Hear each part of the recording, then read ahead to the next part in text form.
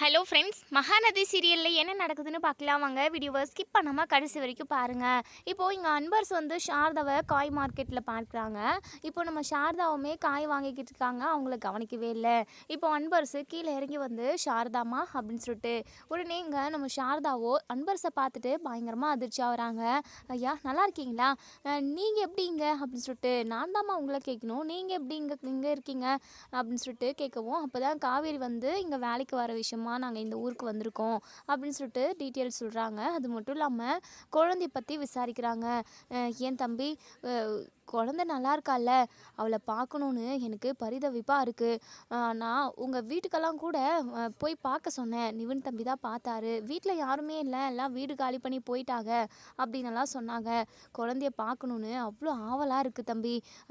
குழந்தை இப்போ எங்கே இருக்கா அப்படின்னு சொல்லிட்டு உடனே அன்பரசு இருந்துட்டு, அதெல்லாம் எனக்கு எந்த டீட்டெயிலுமே தெரியாதுமா. நானும் ராதாவும் இப்போ தான் கொஞ்ச நாளைக்கு முன்னாடி தான் காஞ்சிபுரத்தில் வந்து நாங்கள் செட்டில் ஆனோம். அவங்கெல்லாம் அவங்க கண்காணாத இடத்துக்கு போயிட்டாங்க. ஏன்னா விஜய் வந்து ரொம்பவே பயந்தார், குழந்தைக்கு ஏதாவது ஆகக்கூடாது அப்படின்னு சொல்லிட்டு சொல்லவும், என்ன தம்பி சொன்னீங்க, விஜய் தம்பி உயிரோடு இருக்காரா அப்படின்னு சொல்லிட்டு.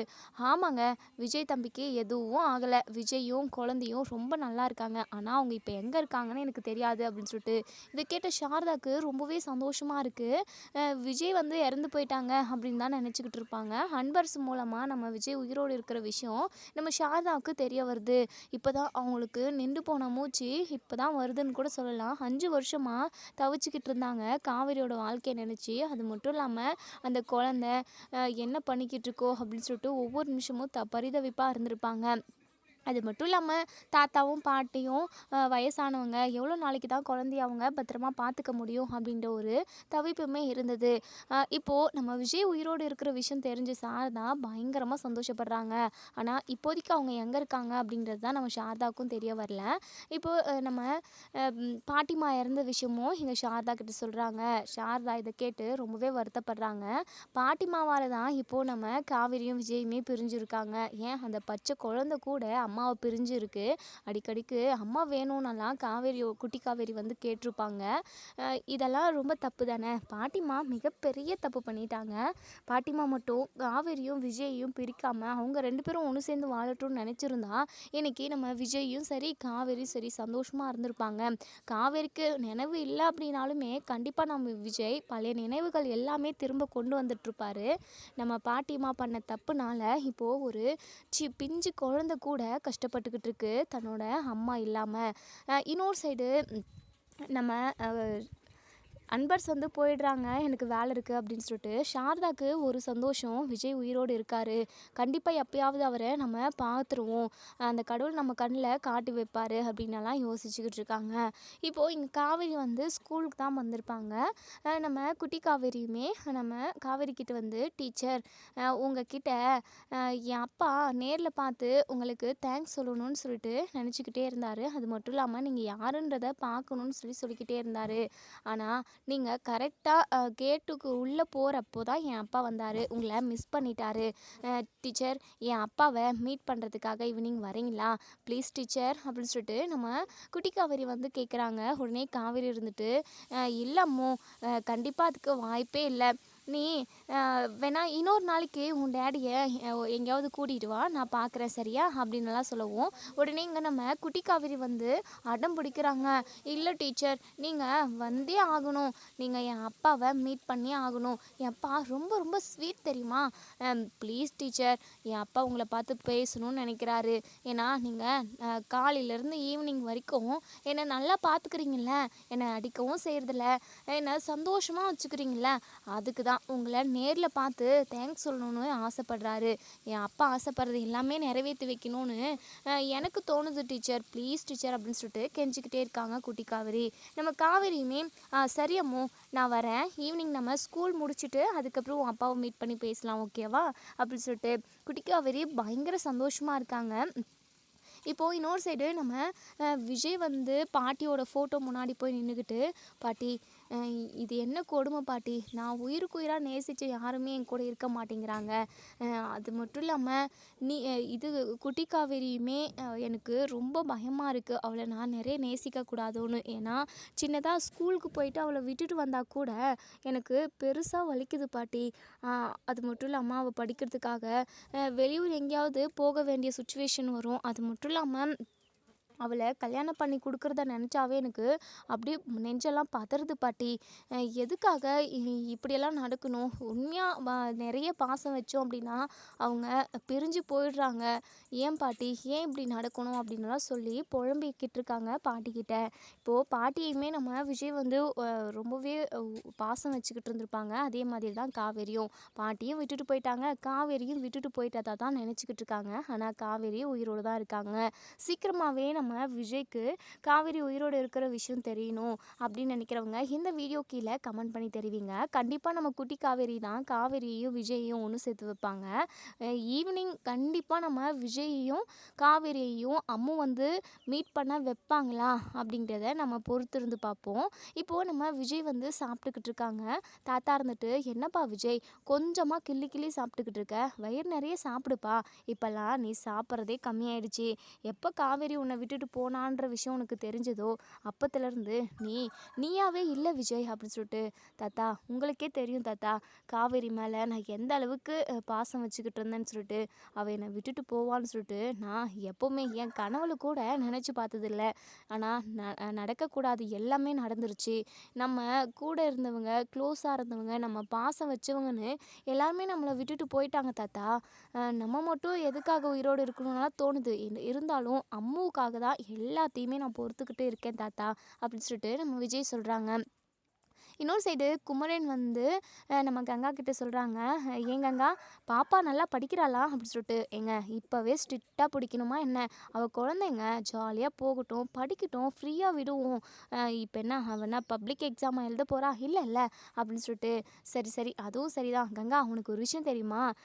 இன்னைக்கு பல்காக ஒரு ஆர்டர் வந்திருக்கு. கண்டிப்பாக அந்த ஆர்டரை மட்டும் எடுத்து செஞ்சோம் அப்படின்னா நமக்கு லட்சக்கணக்கில் லாபத்தை பார்க்கலாம் அப்படின்னு சொல்லிட்டு. என்னங்க சொல்கிறீங்க? ஆமாம் கங்கா, இது பெரிய அதாவது ரொம்ப பணக்காரவங்களோட கல்யாணம் நடக்க போகுது.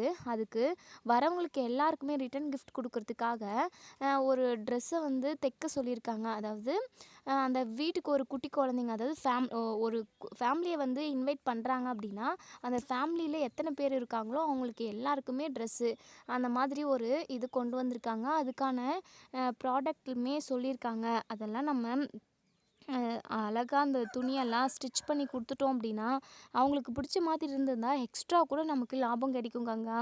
ஆனால் ஆட்கள் தான் ரொம்ப கம்மியாக இருக்காங்களே அப்படின்னு சொல்லிட்டு. என்னங்க சொல்கிறீங்க, ஆட்கள் தேவைப்படுறாங்களா அப்படின்னு சொல்லிட்டு. ஆமாம் கங்கா, கண்டிப்பாக நம்ம டெய்லர் ஷாப்புக்கு இன்னும் ஒரு 2-3 பேர் ஆகுது வேலைக்கு வச்சாகணும். அப்போ தான் நம்ம சீக்கிரமாக இந்த ஆர்டரை செஞ்சு முடிக்க முடியும். செஞ்சு முடிச்சிட்டோம் அப்படின்னா எக்கச்சக்கமான லாபம் பார்க்கலாம். அது மட்டும் இல்லாமல் அந்த பணத்தை வச்சு நம்ம இன்னும் வேறு ஏதாவது பிஸ்னஸ் பண்ணுறதுக்கான வாய்ப்பு நிறைய இருக்குது. நிறைய யோசிச்சு வச்சுருக்கேன் கங்கா அப்படின்னெல்லாம் சொல்லி பேசிக்கிட்டு இருக்காங்க. அவங்களோட தொழில்லையும் அவங்களோட குடும்பத்தை பார்க்குறதுன்னு இப்படி பிஸியாக போய்கிட்டு இருக்கு குமரனோட லைஃப். இன்னொரு சைடு இங்கே நம்ம காவேரிக்கு ஸ்கூல் டைம் முடிஞ்சிருச்சு. உடனே நம்ம அம்மு ஓடி வந்து டீச்சர், நம்ம என் அப்பாவை இன்றைக்கி மீட் பண்ணிடலாம் வாங்க டீச்சர், முன்னாடியே போய் நின்றுக்கலாம், என் அப்பா காரில் தான் வருவார், நம்ம ஒரு ரெஸ்டாரண்ட்டுக்கு போயிட்டு இதே சாக்கில் அப்பா கிட்ட நான் ஐஸ்கிரீமெல்லாம் வாங்கி சாப்பிட்டுக்கிட்டே ஜாலியாக இன்றைக்கி டைம் ஸ்பெண்ட் பண்ணலாமா அப்பா கூட அப்படின்னு சொல்லிட்டு நம்ம அம்மு வந்து சொல்கிறாங்க. சரிடா தாங்கோ, சரி அம்மு நம்ம போகலாம் வா அப்படின்னு சொல்லிட்டு கேட்டாண்ட ரொம்ப நேரமாக நின்றுக்கிட்டு இருக்காங்க. என்ன அம்மு, உன் அப்பா ரொம்ப லேட் பண்ணுறாரு போல், இப்படி தான் உன்னை பிக்கப் பண்ணுறதுக்கு லேட் பண்ணி வர்றதா? ஒரு குட்டி குழந்தைய கரெக்டான டைமுக்கு வந்து பிக்கப் பண்ண மாட்டாரா உன் டேடி அப்படின்னு சொல்லிட்டு. என்னன்னு தெரியல மிஸ், ஏதோ பிரச்சனை போல். பிரச்சனையெல்லாம் இருக்காது, டிராஃபிக் ஜாமாக இருக்கும், அதான் அப்பா லேட் ஆகுதோ என்னவோ, இல்லைனா அப்பா பறந்தடிச்சிட்டு வந்துடுவாரு மிஸ் அப்படின்னு சொல்லிட்டு. என்ன அம்மு, நீ உன் அப்பா விட்டு கொடுக்காம பேசுகிற, அது கரெக்டு தான், இருந்தாலும் டைமுக்கு வரணும்ல அப்படின்னு சொல்லிட்டு பேசிக்கிட்டு இருக்க டைம்லேயே அவங்க ஓரமாக தான், அதாவது நம்ம அம்முவும் காவேரியும் ஓரமாக தான் நின்றுக்கிட்டு இருக்காங்க ரோடுக்கு ஓரமாக. அந்த சைடு ரோட்டில் ஒரு பலூன் பறந்து வருது. அதை பார்த்ததுமே நம்ம குட்டி காவேரிக்கு ரொம்ப ரொம்ப பிடிச்சிருச்சு. உடனே நம்ம குட்டி காவேரி நம்ம காவேரியோட கையில் அதாவது உதறி விட்டுட்டு ஓடி போகிறாங்க. உடனே அந்த பலூன் எடுக்கிறதுக்குள்ளே ஃபோர்ஸாக வந்த ஒரு லாரி அப்படியே மோதிருது.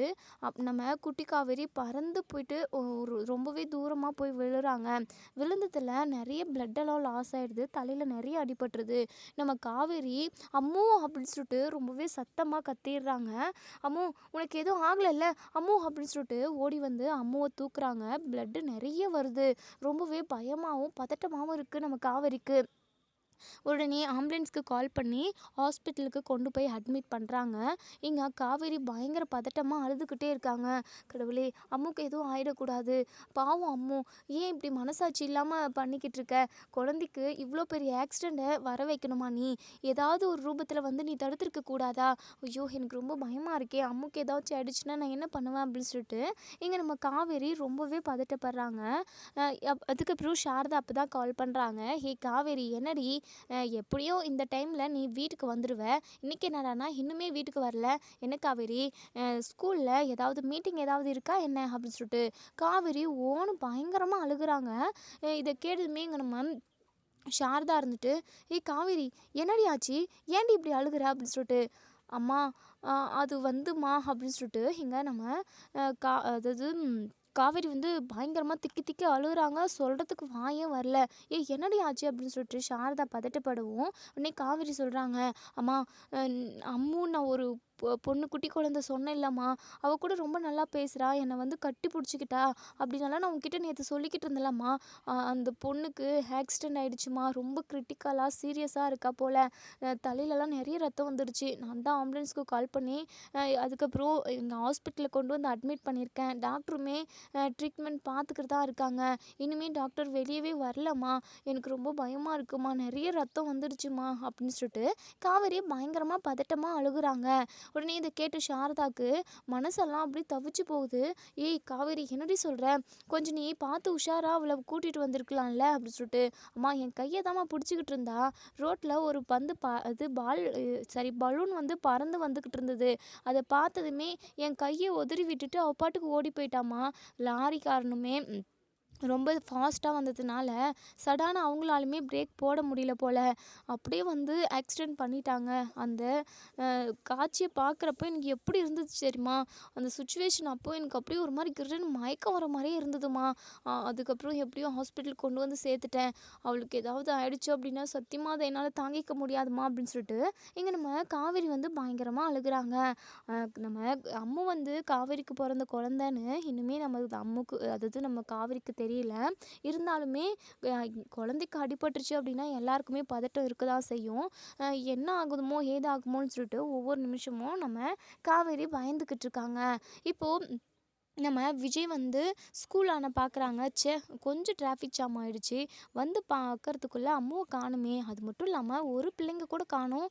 சரி வாட்ச்மேனை கேட்போம் அப்படின்னு சொல்லிட்டு, அண்ணன் இங்கே என் பொண்ணு படிக்கிறா அண்ணன், அவள் இன்னுமே வரல, ஒரு வேளை போயிட்டாளா அப்படின்னு சொல்லி கேட்கவும், அது மட்டும் இல்லாமல் போகிறதுக்குமே வாய்ப்பு இல்லை, அவளுக்கு வீடு இருக்கிற இடமும் தெரியாது, நீங்கள் எங்கேயாவது பார்த்தீங்களா, பாப்பா வெளியே போயிட்டால அப்படின்னு சொல்லிட்டு. உடனே வாட்ச்மேன் இருந்துட்டு, அந்த பொண்ணு பேர் கூட அம்மு தானே அப்படின்னு சொல்லிட்டு, ஆமாம் ஆமாம் அம்மு தான், அந்த பிள்ளைக்கு தான்ப்பா பெருசாக ஆக்சிடெண்ட் ஆகிடுச்சி, ஏதோ ஒரு ஹாஸ்பிட்டலில் கொண்டு போய் சேர்த்துருக்காங்க, எங்கன்னு எனக்கு தெரியலப்பா அப்படின்னு சொல்லிட்டு. இதை கேட்ட நம்ம விஜய் பதறி போகிறாரு. அப்படி கண் கலங்கி அங்கே அந்த இடத்துலயே உட்காந்துடுறாரு, தலைமையில கையை வச்சுக்கிட்டு. அம்மு உனக்கு என்னாச்சு? ஐயோ, நான் கொஞ்சம் முன்னாடி வந்திருக்க கூடாதா, என்னுடைய கேர்லெஸ்னால தான் உனக்கு இப்படி ஆகிப்போச்சு, உன்னை நான் முன்னாடியே வந்து பிக்கப் பண்ணிட்டு போயிருந்திருந்தேன்னா கண்டிப்பாக உனக்கு இப்படி ஒரு சுச்சுவேஷன் வந்திருக்காது.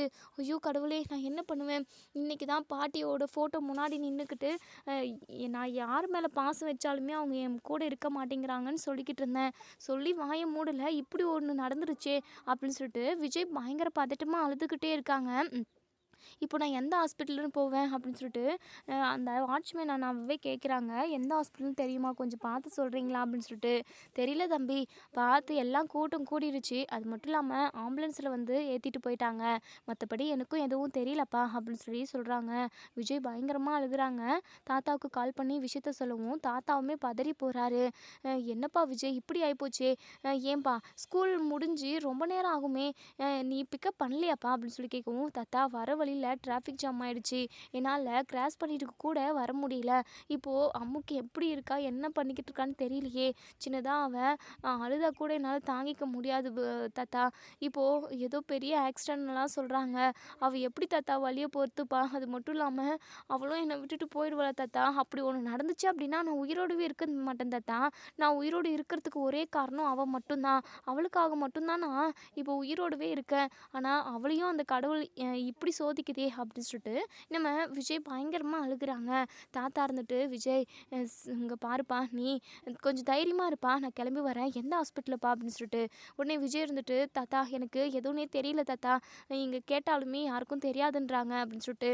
தாத்தா இருந்துட்டு, இங்கே பாருப்பா விஜய், நீ பக்கத்தில் உள்ள முதல்ல பக்கத்துலேயே எது ஹாஸ்பிட்டல் இருக்கோ அந்த ஹாஸ்பிட்டலுக்கு போப்பா, கண்டிப்பாக அங்கே போயிருக்கிறதுக்கு தான் வாய்ப்பு இருக்குன்னு நினைக்கிறேன் அப்படின்னு சொல்லிட்டு. சரிங்க தாத்தா, நானும் போயிட்டு உங்களுக்கு இன்ஃபார்ம் பண்ணுறேன் அப்படின்னு சொல்லிட்டு நம்ம விஜயுமே பக்கத்தில் உள்ள ஹாஸ்பிட்டலுக்கே வராங்க. அங்கே தான் நம்ம அம்முவுமே அட்மிட் பண்ணியிருக்காங்க. இப்போது இங்கே வந்து அதாவது ஓபி சீட்டு வாங்குற இடத்துல கேட்குறாங்க. அதாவது எங்கே இருக்காங்க அம்முக்கு ஆக்சிடெண்ட் ஆயிடுச்சுன்னு சொன்னாங்க. அம்மு என்னுடைய குழந்தை தான் அப்படின்னு சொல்லிட்டு ரொம்பவே பதட்டமாக அழுதுகிட்டே கேட்கவும், அவங்களுமே இதோ இந்த ரூம் தான், இந்த வார்டு தான், வார்டு நம்பர் வந்து 2 அப்படின்னு சொல்கிறாங்க. இப்போது அந்த 2வது ரூமுக்கு போகிறாங்க. அங்கே போனால் எதுவுமே, அதாவது உள்ளே நடக்கிறது எதுவுமே பார்க்கவே முடியல. காவேரியுமே வெளியே போயிட்டு ஃபோன் பேசிக்கிட்டு இருக்காங்க கங்கா கிட்ட. அங்கே யாருமே இருக்கிறதில்ல. சிஸ்டருமே அப்போ தான் வராங்க உள்ளேருந்து.